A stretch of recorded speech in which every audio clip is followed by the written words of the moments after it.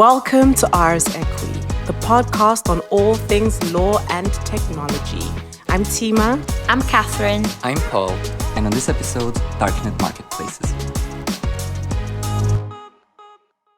So welcome to another brand new episode of the Darknet series.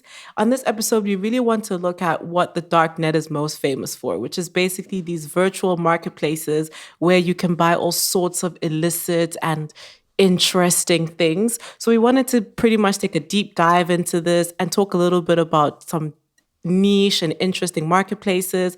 And just discuss in general how it works, how payments are taking place on these marketplaces, and any other interesting things to look out for.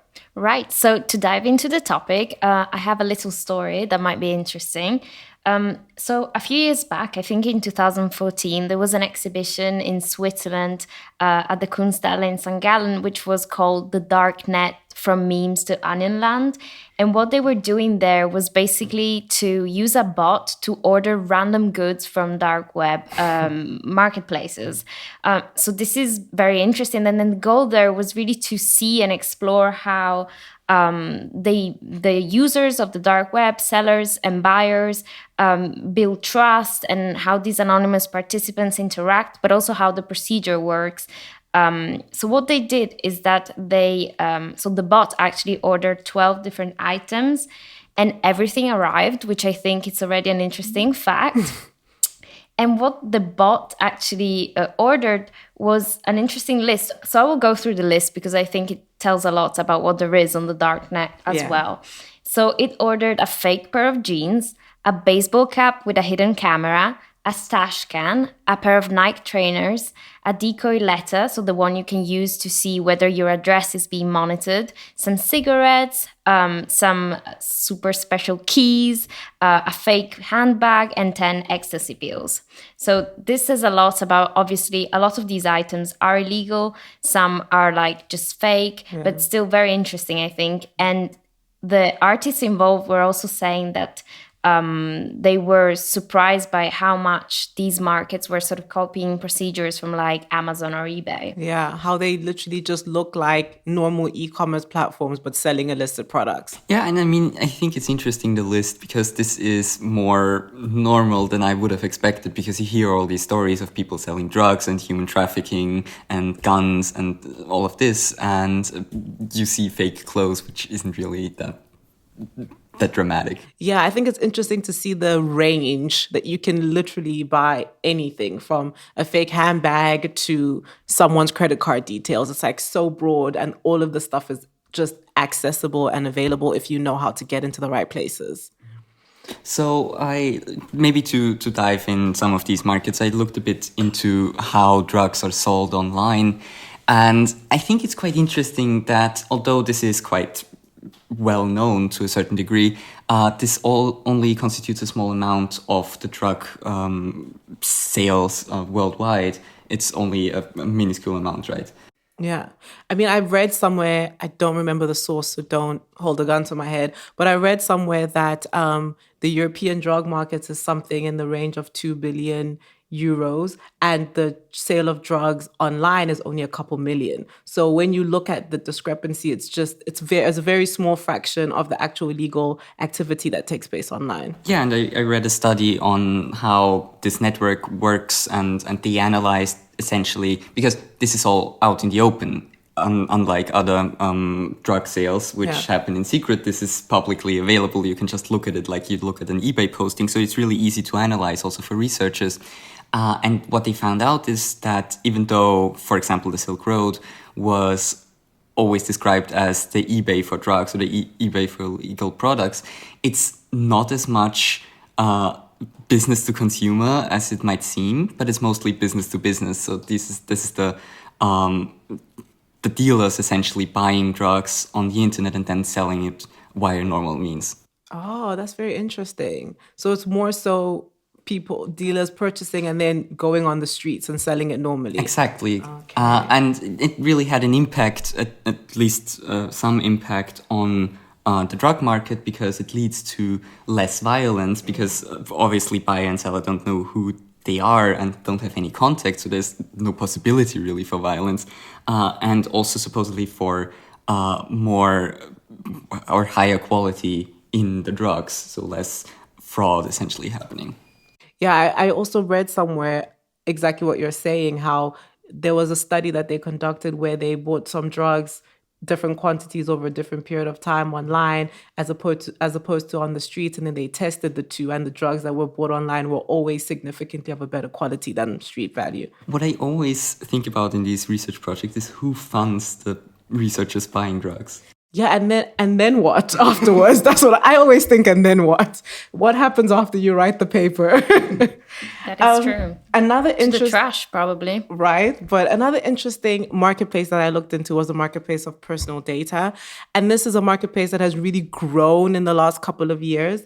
And personal data on the dark web is a really, really hot commodity. So found an interesting research done by a privacy advocacy group called Privacy Affairs. And they basically conducted a study where they used the methodology to scan all of these dark web marketplaces, forums, websites, so on. And they created an index of different types of personal data and counterfeit documents and things like that. And basically, you can see what the value of your information is right now, currently on the dark web. So it was super interesting to see things like cloned credit cards and how much you would pay for a cloned credit card. And another thing I found really interesting was that PayPal was one of the most dominant things that is being sold in this area. So PayPal accounts are going for like $150. And then if you want them to send you money from a PayPal account that's been compromised, then you pay like $350 to have that kind of interaction. So it's like just really interesting things that you would never really think would be there. But yeah, so it's all there. Gmail accounts. But also surprisingly cheap, right? So just So a few cheap. dollars and you can have access in principle to someone's bank account with a few extra steps, probably. Right. And it's so weird how they value it as well. So you pay $350 and then they'll send you between, if they have access to someone's PayPal account, you pay $350 and they'll send you between $1,000 to $3,000 back. Yeah. I think here again, it's also this element of trust that is coming back. So this works only as long as you can really trust the seller. And I think it's back to the whole question of, this element of feedback and collective dynamics they have on the dark web that really plays a huge role in these marketplaces functioning. Yeah, 100%. And Sorry, No, go ahead, Paul. I looked a bit into credit cards. I listened to a podcast episode on this, and I found this quite interesting. There's a real market on this with different players having different roles. So there's maybe one guy who sends out phishing emails and gets the credit card information, but he doesn't really know how to either clone credit cards physically or how to get money out of them. So he just sells the data to someone else who might have this information, and who cooperates with someone else who gets the money physically out of the cash machine then. So this is like a whole ecosystem, a whole field of economics. yeah, like a whole cartel, and everyone has their position. Right, but this isn't really organized very well. So these are independent players who are just selling information that they have and someone else doing something with this information. So it's not really well organized. It's more just a market. Yeah. Another thing that I found super interesting was how you could pay for hacking services. And I mean, we all know that this is a thing, but it was interesting how they were also offering we'll hack your own Netflix account for you and make it in such a way that you don't have to pay anymore for the next year. Or we can hack Uber for you and make it in such a way that you get free rides for 2 years and you just have to pay like $200 for that. So I thought that was really quite interesting and just quite, I don't know, not random, but it didn't seem as illicit as you would expect things to be. Right. But then I think I saw also that they have like Uber accounts of the driver. So that's it. Gets I a little saw bit more that. complicated. Yes. Yeah. So yeah, really interesting stuff that happens in the area of social media and personal data and things like that. And we've had an episode where we talked about how to make sure that your personal data is not compromised. So we'll link those in the description bar. You can go back and you can check if you've been part of a data breach, because a lot of information that ends up on the dark web is information that is derived from different data breaches that take place. So yeah. Nice. So I have a little story again of a very, I would say, niche market. Well, I don't know if we can call it market, but there is definitely the beginning of a possible trade there. So a few years back, there was an interesting case in New Zealand where a 19th century painting was stolen from a museum. And then 7 months later, it was found for sale on a dark website called White Shadow. And some seller was claiming that this painting was 100% genuine and original painting, this specific one that was stolen. And it was, listing it with like how it would be shipped in 4 days in a specific type of wooden box. Wow. And after 1 month of auction, actually, the leading bid was exceeding the legitimate price, like market price of the artwork, and was sold. But like, what was interesting is that the head of the museum was saying this is 100% fake because it looks like it was just photoshopped into an old frame, just a picture of the painting, but it was still sold. So this was something that really triggered my curiosity. And the question was, is there also art on the dark web or cultural goods? Because I think this is something that is never discussed. Yeah. And going through Reddit posts and also on the dark web itself, I did manage to find quite a few cultural goods. So, for example, looted art from like war areas and so Yeah.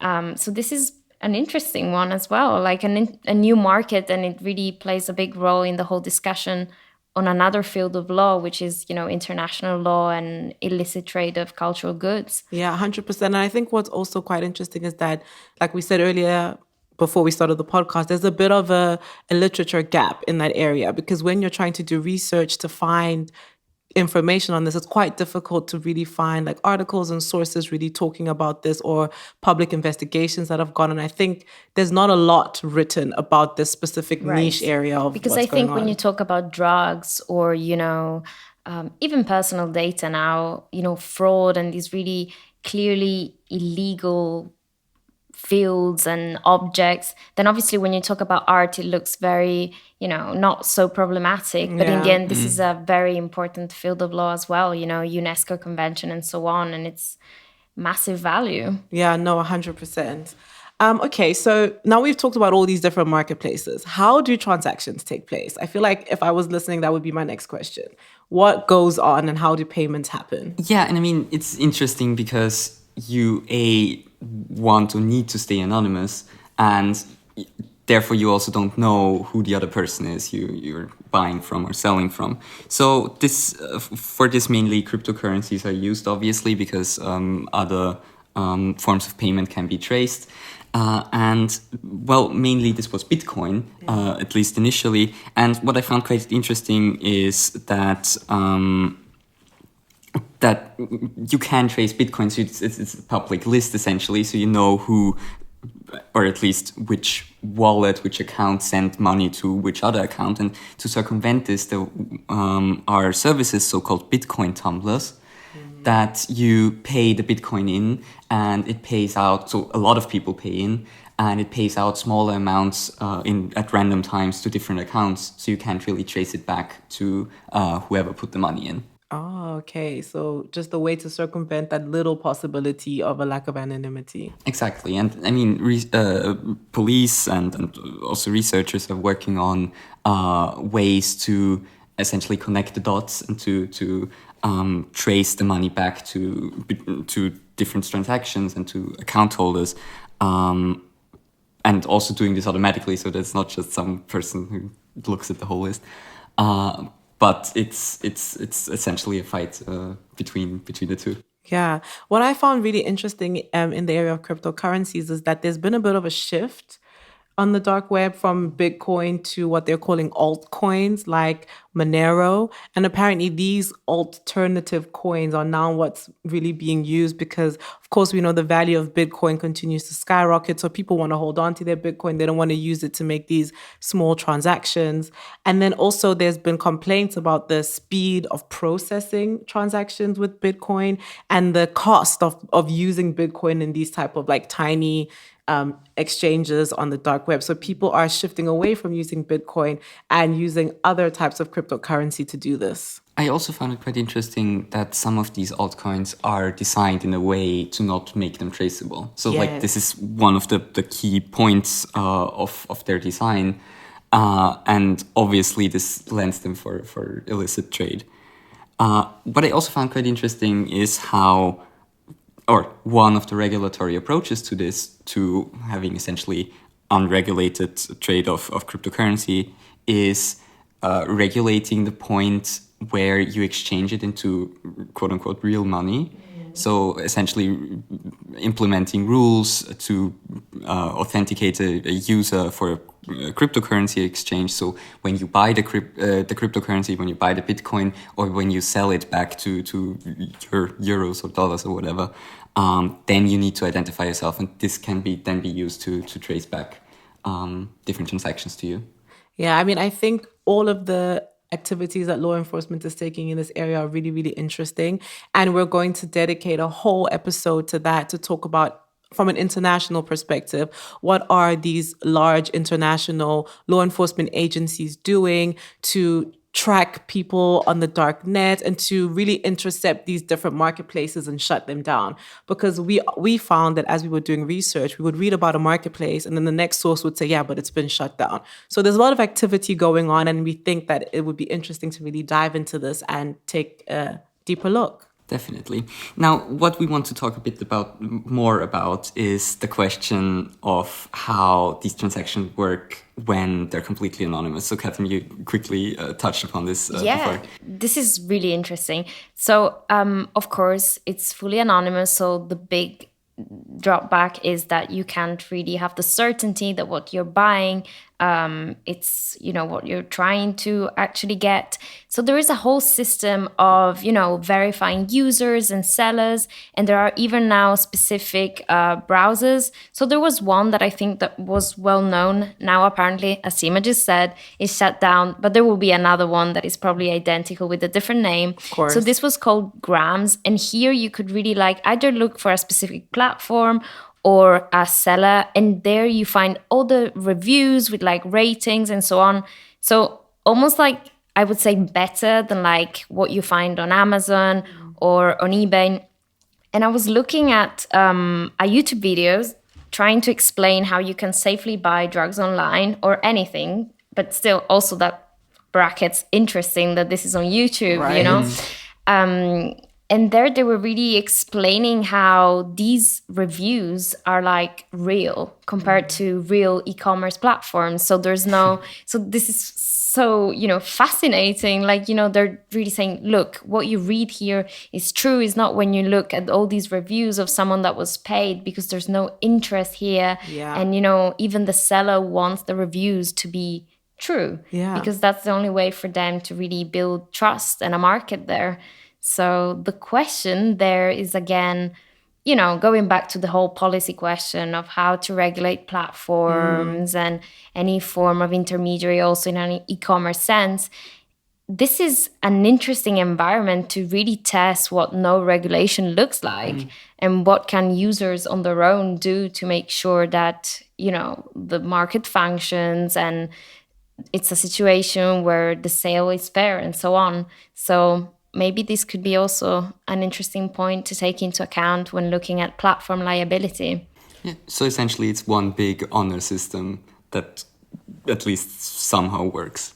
Right? Yeah, absolutely. 100%. And I mean, if we look at Silk Road as an example, on that platform, they also had review system, and then they would remove sellers that had poor reviews. So it's always in the interest of the seller to make sure that their product is good, that their service is good, so that they can continue to stay on the platform otherwise, or on the website or in the marketplace. Otherwise, it gets known if your product is terrible, and then you end up losing out. So it's the whole ecosystem kind of works in a way where everyone knows they're doing something shady. So it's in everyone's best interest to make sure that everything works efficiently. Yeah. And even linking it back to the way we started today. So the story about the bot ordering goods, there was only one good that was not delivered, and this was a fake handbag.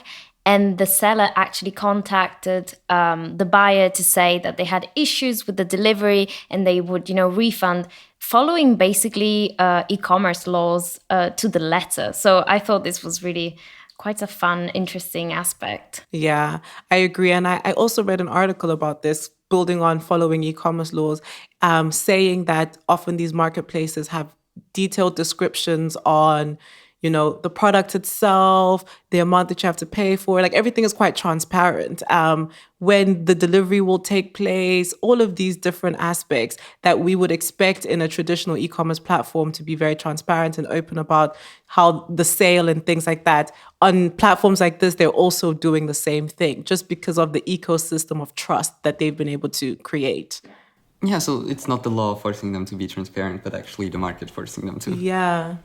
Yeah. So, I mean, putting it out there a bit extreme, but, instead of having all these what if in policy making about platform liability, why not take some empirical evidence from the dark web? Yeah, because it's there and it's working. Because Right. all of these marketplaces always spring up, even though they get shut down, they spring up again, and trade on the dark web continues to happen. I mean, I saw a source that said that there's over 320,000 transactions on a very frequent basis at a time. So, yeah.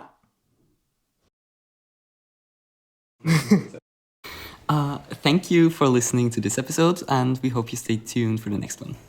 Bye. Bye. Bye.